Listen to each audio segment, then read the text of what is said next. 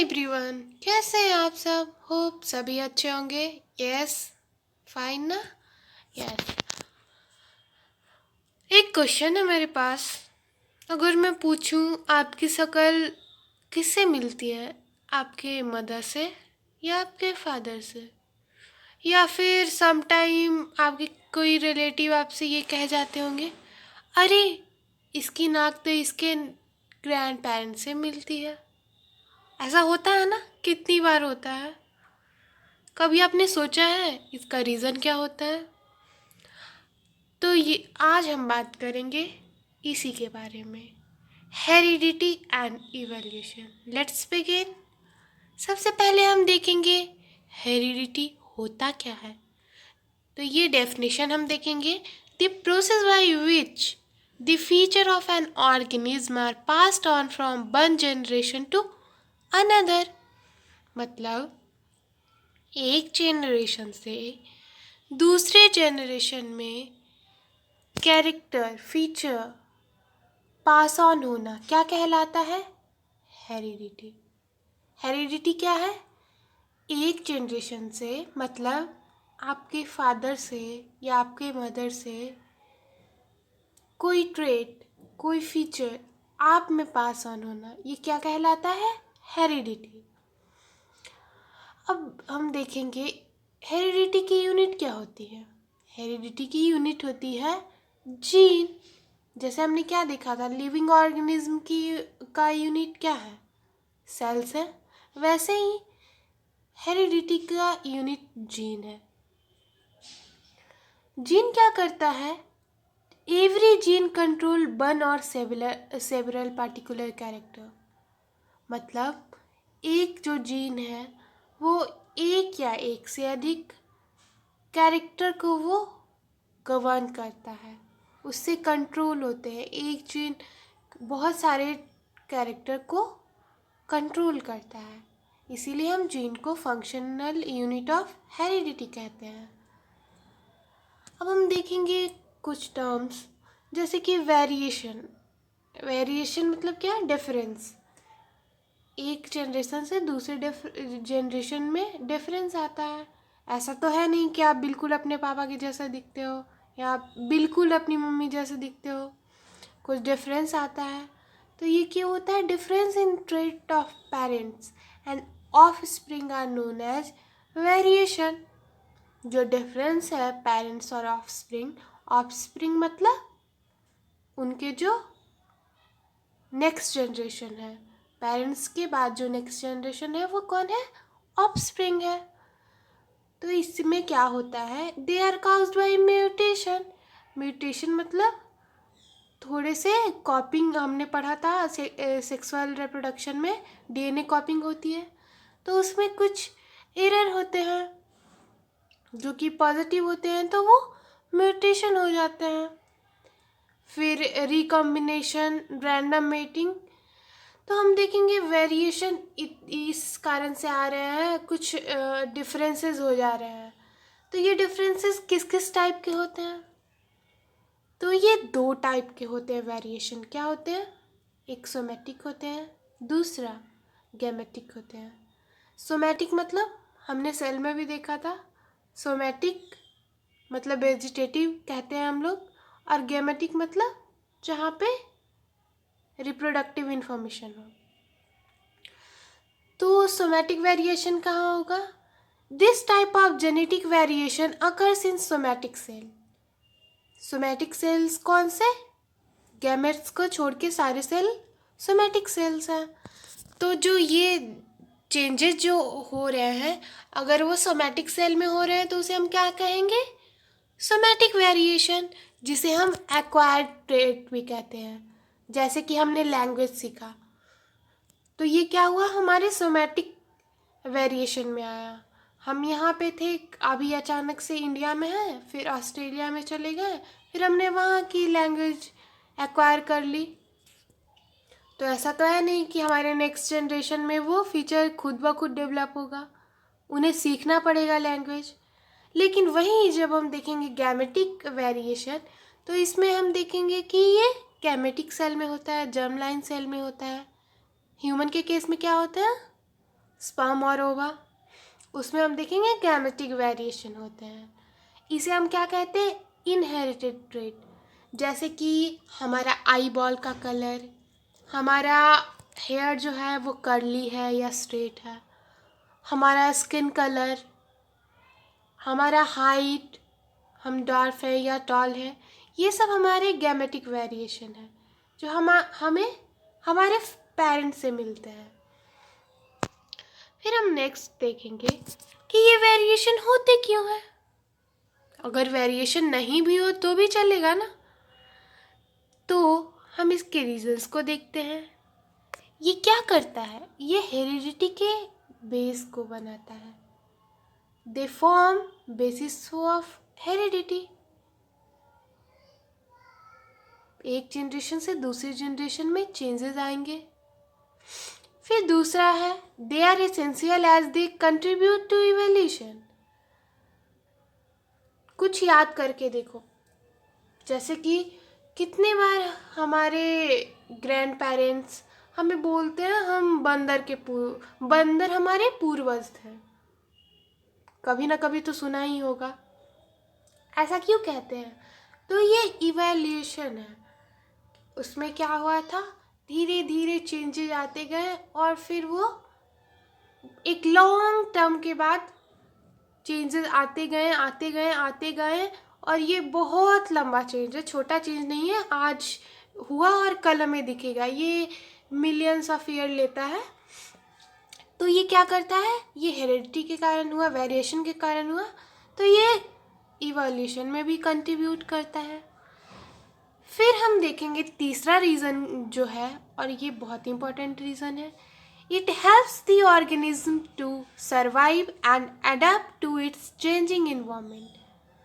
Suppose कि अभी हम जिस एरिया में हैं वहाँ नॉर्मल टेम्परेचर 23 डिग्री सेल्सियस है, एवरेज टेम्परेचर, और अचानक से सपोज कि एवरेज टेम्परेचर 30 डिग्री हो जाए। 7 degree Celsius is very large difference. तो बॉडी अडेप्ट कर पाएगा वहाँ पे? एसी अगर वहाँ पे ना हो, अगर हम इमेजिन करें कि हम नेचुरल इन्वायरमेंट में हैं, तो हम वहाँ पे सरवाइव कर पाएंगे? नहीं। तो उसके लिए क्या करना होगा? कुछ बॉडी में चेंजेस आने ज़रूरी हैं, तभी हम वहाँ पे सरवाइव कर पाएंगे। तो ये डिसाइड करता है वेरिएशन, सर्वाइवल ऑफ फीटस। ये हम यहीं पे देखते हैं कि जो ऑर्गेनिज्म सरवाइव कर पाता है वहाँ पे, अडेप्ट कर पाता है, वो सरवाइव कर जाता है और उसकी जनरेशन आगे तक बढ़ती रहती है। इसीलिए वेरिएशन इम्पॉर्टेंट है। फिर इसके बाद हम कुछ कुछ टर्म्स को देख लेते हैं जो हमें आगे इस चैप्टर में काम आएंगे। पहला टर्म है एलील। ये एलील क्या होता है? A specific way in which the different form of a gene can be physically expressed। एक ये तरीका है जिसमें डिफरेंट फॉर्म ऑफ जीन, हम जीन्स को देखेंगे तो जीन को एक्सप्रेस करने के लिए कुछ हमें चाहिए, तो हम एलील के फॉर्म में उसे एक्सप्रेस करते हैं। दूसरा हम देखेंगे कि होमोजाइगस। ये होमोजाइगस टर्म क्या कहता है? When a specific gene has 2 copy of same allele। मतलब जो हम स्पेसिफिक किसी को ट्रेट को लेते हैं, तो एक स्पेसिफिक जीन को के अंदर अगर वो 2 कॉपीज सेम है, एक जीन में 2 एलील्स होते हैं, और अगर वो दोनों एलील्स सेम है तो उसे हम होमोजाइगस कहेंगे। हम आगे देखेंगे मेंडल्स के लॉ में फॉर टॉल प्लांट्स उन्होंने टी यूज़ किया था, तो ये क्या हुआ? होमोजाइगस हुआ। और अगर वही दोनों टर्म अगर डिफरेंट हो, दोनों जो हमारे एलील हैं, अगर वो एक रिसेसिव हो और एक डोमिनेंट हो। रिसेसिव मतलब जो कि अगर किसी दूसरे डोमिनेंट के साथ आए तो वो फिजिकली खुद को शो नहीं कर पाते हैं। फॉर एग्ज़ाम्पल कि हमने लिया टी, ये स्मॉल टी जो हमारा है वो ड्वार्फ को रिप्रेजेंट करता है और कैपिटल टी जो हमारा है वो टॉल को रिप्रेजेंट करता है। तो टॉल जो हमारा है प्लांट, तो इसमें हमने देखा ये होमोजाइगस है और इस केस में भी ये टॉल ही प्लांट है। क्योंकि ये जो स्मॉल टी है वो ड्वार्फ है, वो खुद को एक्सप्रेस नहीं कर पा रहा है। तो ऐसे केस में हम देखेंगे इसे हम हेट्रोजाइगस कहेंगे। क्यों? क्योंकि ये दो एलील है, एक कैपिटल टी है एक स्मॉल टी है। और इसके बाद हम ये देखेंगे कौन होमोजाइगस, कौन डोमिनेंट, कौन रिसेसिव है। हम मेंडल्स के लॉ में सारे उनके एक्सपेरिमेंट में देखेंगे। तो ये कुछ टर्म्स है जो हमें ध्यान में रखने हैं। अब हम आगे देखें। मेंडल्स पूरी जेनेटिक्स इनके बिना तो खाली ही है। तो मेंडल्स के बारे में जान लेना बहुत ज़रूरी है, क्योंकि इन्हीं ने जेनेटिक्स के बेस को रखा है। इन्हें फादर ऑफ जेनेटिक्स भी कहते हैं। इनका पूरा नाम जीजे मेंडल था। तो इन्होंने किस पे काम किया होगा? इन्होंने किसी प्लांट को या किसी एनिमल को तो चूज़ किया ही होगा ना। तो इन्होंने चूज़ किया था गार्डन पे, जिसका साइंटिफिक नेम क्या है? पाइजम सटाइवम। तो पाइजम सटाइवम को उन्होंने लिया अपने एक्सपेरिमेंट के लिए। क्यों लिया? सपोज कि अगर वो ह्यूमन को लेते हैं, तो हम जानते हैं ह्यूमन के अंदर एडल्ट ह्यूमन कब होता है? At the age of 18। तो अगर वो कितना भी स्टडी कर पाते, तो कितना वो 100 साल जिंदा रह पाते, 6-7 जनरेशन को देख पाते, उससे ज़्यादा तो वो नहीं देख पाते। तो उन्होंने पी प्लांट को चूज़ किया। क्यों? क्योंकि इसका लाइफ साइकिल कम है। ये large number of seed produce करता है एट ए टाइम। ये सेल्फ पॉलिनेटेड भी है और इसमें बहुत सारे कॉन्ट्रास्टिंग कैरेक्टर हैं, जिसे कि हम स्टडी के लिए यूज़ कर सकते हैं। तो ये कुछ रीजंस थे जिसके कारण मेंडल ने पी प्लांट को चूज़ किया।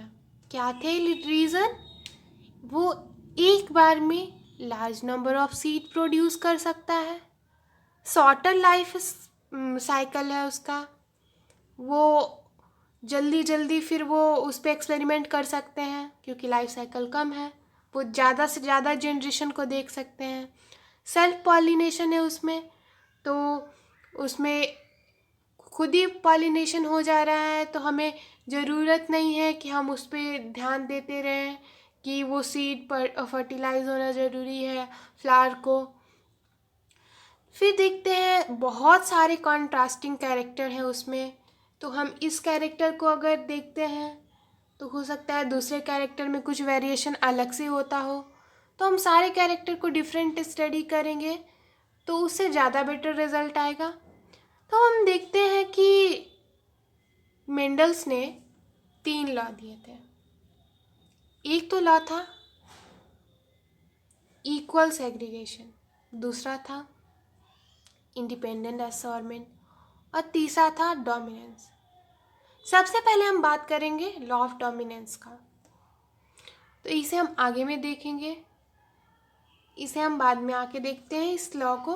उसके पहले हम देखेंगे कि जो कैरेक्टर्स थे पी प्लांट के वो कौन कौन से थे। हमने देखा था कि कॉन्ट्रास्टिंग कैरेक्टर हैं उसमें बहुत सारे, तो उसमें 7 डिफरेंट कैरेक्टर्स थे। पहला तो था सीड। सीड में हमने पहले कैरेक्टर को देखा क्या है कि सीड राउंड और रिंकल्ड होते हैं। सीड का जो शेप होता है, सीड का जो फॉर्म होता है, एक तो राउंड होता है, दूसरा रिंकल्ड होता है। कॉटिलिडन्स एक येलो कलर के होते हैं, दूसरे ग्रीन कलर के होते हैं। फ्लावर के कलर पे जब हम आते हैं तो देखेंगे वाइट कलर का फ्लावर है, वायलेट कलर का फ्लावर है। पॉड में हम आते हैं तो पॉड के शेप को देखेंगे, पॉड के फॉर्म को देखेंगे तो वो फुल होगा और कंस्ट्रिक्टेड होगा। अगर कलर पे हम आते हैं पॉड के तो येलो और ग्रीन होगा। अगर हम पोजीशन पे देखेंगे फ्लावर पोजीशन को तो एक्सियल और टर्मिनल होगा। साइज को देखेंगे तो वो टॉल और शॉर्ट होगा, लॉन्ग और शॉर्ट होगा। तो हमने सारे जो कैरेक्टर देखे, हम ऊपर में जो कैरेक्टर देख रहे हैं, ये सारे ऊपर वाले कैरेक्टर वो कौन से हैं? वो डोमिनेंट कैरेक्टर है। मतलब अगर वो हेटेरोजाइगस स्टेट में भी आते हैं तो फिजिकली वो क्या शो करेंगे? सपोज कि हमारे पास एक राउंड का एलील है और एक एलील हमारा रिंकल्ड का है, तो क्या शो करेगा? वो जो फिजिकल अपीयरेंस होगा वो राउंड होगा। अगर वही कॉटिलिडन एक येलो एलील का है, एलील उसमें एक येलो है एक ग्रीन है, तो उसका फिजिकल फॉर्म कैसा दिखेगा? येलो दिखेगा। इसी तरह सारे में ये काम करेगा। तो ऊपर वाले जो भी कैरेक्टर्स हैं वो क्या है? डोमिनेंट, और नीचे वाले रिसेसिव। रिसेसिव मतलब दोनों अगर होमोजाइगस स्टेट में होंगे तभी वो खुद को एक्सप्रेस कर पाएंगे। मतलब अगर दोनों रिंकल्ड एलील है तभी वो रिंकल्ड हम सीड को ऑब्टेन कर पाएंगे। फिर हम देखते हैं आगे, मेंडल ने जो एक्सपेरिमेंट किया था उसमें हम देखेंगे मोनोहाइब्रिड क्रॉस और डाई हाइब्रिड क्रॉस। मोनोहाइब्रिड कहने का मतलब उन्होंने एक कैरेक्टर का एक्सपेरिमेंट में यूज़ किया। फॉर एग्जांपल अगर वो फ्लावर कलर को यूज़ कर रहे हैं तो उन्होंने सिर्फ फ्लावर कलर को यूज़ किया, जिसमें दो थे, एक डोमिनेंट वाइट और एक रेसेसिव पर्पल कलर। तो इसमें हम रिज़ल्ट देखेंगे कि मेंडल ने क्या रिज़ल्ट पाया था। फिनोटाइपिक रेशियो में देखेंगे 3:1 और जीनोटाइपिक में 1:2:1। जैसा इसमें हम देखेंगे, इस टॉल और ड्वार्फ के एग्जाम्पल को हम लेकर देखेंगे। तो उसके पेरेंट्स में हम देखेंगे कि जो हमारा पेरेंट्स है, जो F1 जेन हमारे पेरेंट्स हैं, उसमें हमने क्या लिया था? एक टॉल होगा, दूसरा ड्वार्फ होगा। तो टॉल का फिनोटाइपिक एक्सप्रेशन कैसा होगा? Capital T capital T. Dwarf का क्या होगा? Small T small T. फिर हमने डोमिनेंट और रिसेसिव पेरेंट्स को आपस में हाइब्रिड करवाया, तो क्या हमें रिजल्ट ऑब्टेन होगा? हम पनेट स्क्वायर से देखते हैं कि हमारे पास ये जो मैं स्क्वायर बना रही हूँ उसे मेंडल्स ने क्या नाम दिया था? Punnett square. तो हम देखते हैं पनेट स्क्वायर को, तो इसमें कैपिटल टी और इसमें स्मॉल टी। तो रिजल्ट क्या आएंगे? सारे में एक ही रिजल्ट आएगा, capital T small T, capital T small T, capital T small T, capital T small T. तो हमने क्या देखा? F1 जनरेशन में हमारे सारे हेट्रोजाइगस टॉल प्लांट आए। क्या है? Heterozygous tall plant. जो हमारा पेरेंट्स के बाद जो ऑफ स्प्रिंग है उसे हम F1 जनरेशन बोलेंगे। कौन से जनरेशन? F1 generation. अब हम फिर से डायग्राम में आके देखते हैं कि हमने क्या लिया था? टॉल प्लांट लिया था और ड्वार्फ प्लांट लिया था। उसमें हमने क्या देखा कि हमारा F1 जनरेशन क्या है? सारे हेट्रोजाइगस टॉल थे। Capital T small T heterozygous के लिए होगा। फिर हमने इनका मेटिंग करवा दिया, इनका आपस में। फिर हम देखते हैं क्या आता है। कैपिटल टी स्मॉल टी को हमने जब capital T small T hybridize करवाया तो हम देखेंगे F2 जनरेशन में क्या आ रहा है हमारे पास। ये जो हमारा आएगा ये हमारा F2 जनरेशन है। ये क्या है? F2। तो इसमें हम क्या देख रहे हैं?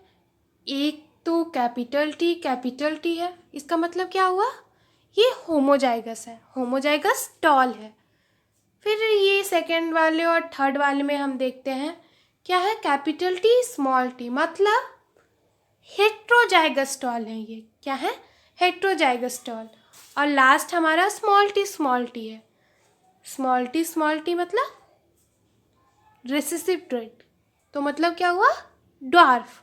तो हमारे पास क्या रिजल्ट आया? 3 टॉल प्लांट्स हैं। फिनोटिपिक रेशियो जब हम देखेंगे तो 3 टॉल और 1 डॉर्फ हुए हमारे पास।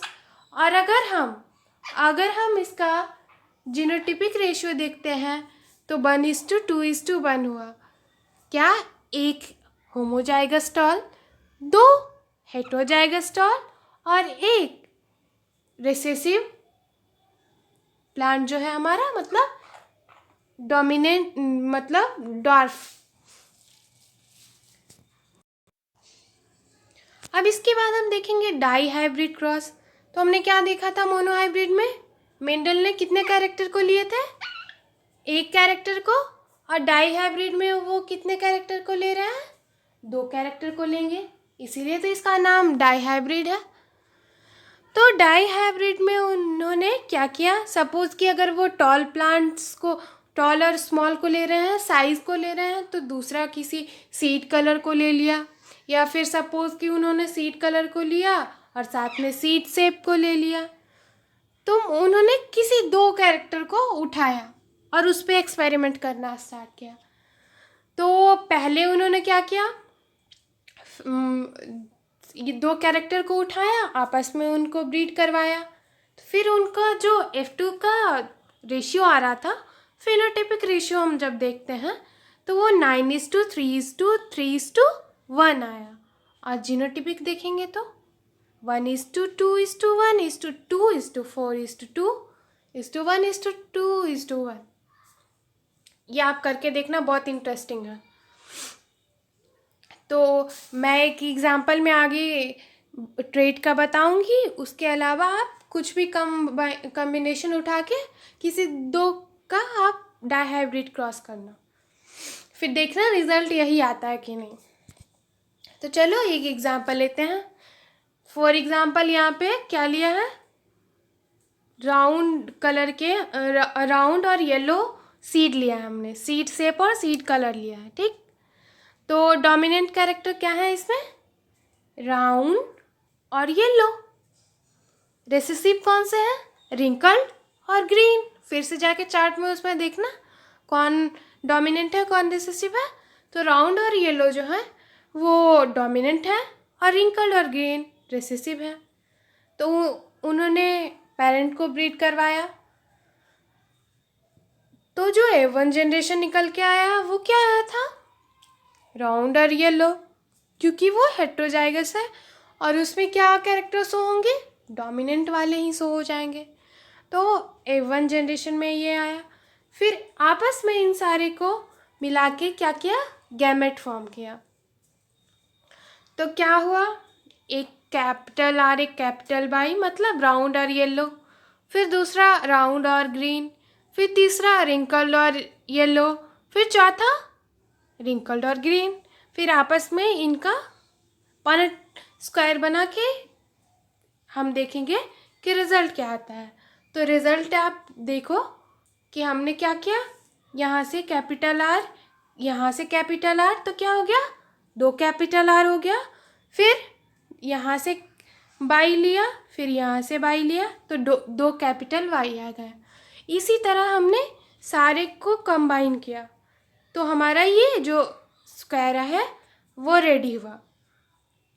अब हम काउंट करके अगर हम देखेंगे तो हम देखते हैं कि ये जो हमारा स्क्वायर है उसमें कौन सा, फॉर एग्जांपल हमने देखा 9:3:3:1 इसका क्या था? Phenotypic ratio. तो हम देखते हैं, लास्ट से ही स्टार्ट करते हैं कि लास्ट जो हमारा बनाया था ऐसा कोई इसमें है। तो लास्ट में हम देखेंगे कि जो होमोजाइगस जो रिसेसिव ट्रेट है, मतलब जो राउंड और रिंकल्ड है, पूरे स्क्वायर में सिर्फ एक ही है। फिनोटाइप अगर हम देखें तो एक ही सीड हमें कैसा प्राप्त होगा? हम एक ही सीड हमें रिंकल्ड और ग्रीन मिलेगा। उसी तरह से हम देखेंगे कि राउंड और येलो कितने सीड हैं।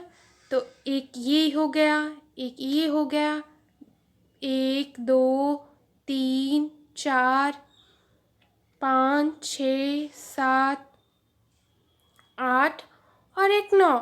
तो हमने क्या देखा था? 9:3:3:1। 9 हमने देखा, 1 हमने देखा और अब हम देखेंगे कि राउंड और ग्रीन सीड कितने हैं। तो ये राउंड और ग्रीन सीड है, ये भी राउंड और ग्रीन है, और ये भी राउंड एंड ग्रीन है। तो क्या हुआ, 9:3। और बाकी बचे कितने, ये और ये भी 3 बचा। 9:3:3:1 इसका रिजल्ट आया। तो हमने क्या देखा था, 9:3:3:1। तो ऐसा ही हमें रिजल्ट मिला। आप भी एक पे ट्राई करना, तभी ये ज़्यादा अच्छे से क्लियर होगा। अब इसके बाद हम देखेंगे मेंडल्स के लॉ पे आ जाते हैं। हमने छोड़ दिया था।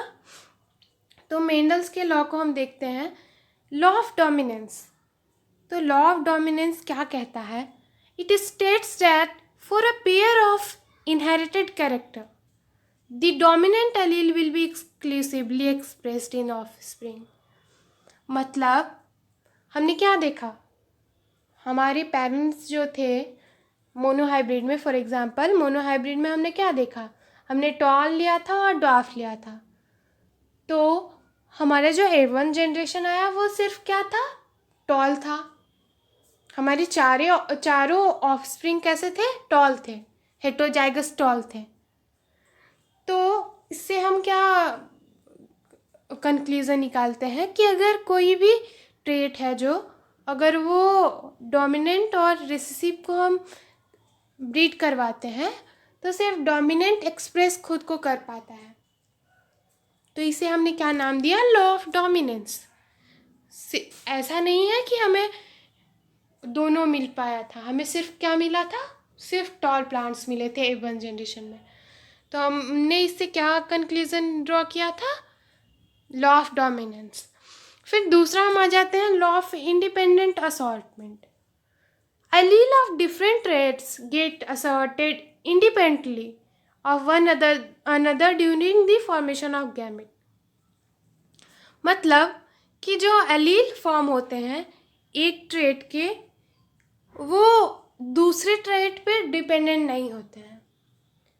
मतलब कि कोई भी जो गैमेट फॉर्म कर रहा है एक ट्रेट का, फॉर एग्जांपल सीड कोट है, या फिर सीड कोट के कलर को हम देखें, या फिर शेप को देखें, तो ऐसा नहीं था कि ग्रीन के साथ सिर्फ हम येलो ही देखेंगे, ग्रीन के साथ सिर्फ हम राउंड ही देखेंगे, या फिर ग्रीन के साथ हम सिर्फ येलो ही देखेंगे।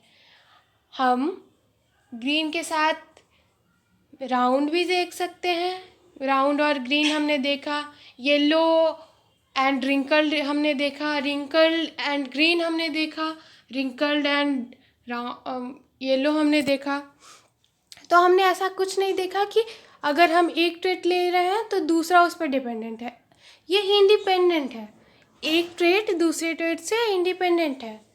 सीड कलर हम ले रहे हैं तो सीड कलर सीड कोट के शेप से डिफरेंट है, वो डिफरेंटली वो इंडिपेंडेंटली असॉर्ट होता है। तो ये क्या हुआ, लॉ ऑफ इंडिपेंडेंट असॉर्टमेंट। फिर हम तीसरा देखेंगे कि लॉ ऑफ सेग्रीगेशन। इसमें क्या होता है, हमने क्या देखा था, फॉर एग्जांपल याद करें कि टॉल और डॉर्फ में हमने क्या देखा था, टॉल प्लांट है हमारे पास, डॉर्फ प्लांट है हमारे पास।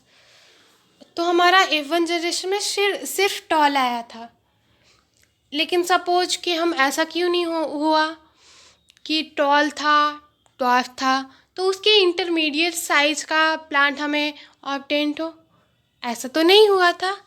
तो इससे ये तीसरा कंक्लूजन आया कि लॉ ऑफ सेग्रीगेशन, मतलब वो सेग्रीगेट करते हैं, वो इंटरमिक्स नहीं होते हैं। कोई भी टू एलील्स जो है वो आपस में मिक्स नहीं होता है, इंटरमिक्स नहीं होता है, वो सेग्रीगेट करके गैमेट फॉर्म करते हैं। Two alleles of a heredity trait separate during the formation of gamete and they carried by different gametes, और इस तरह से वो डिफरेंट गैमेट्स में जाते हैं।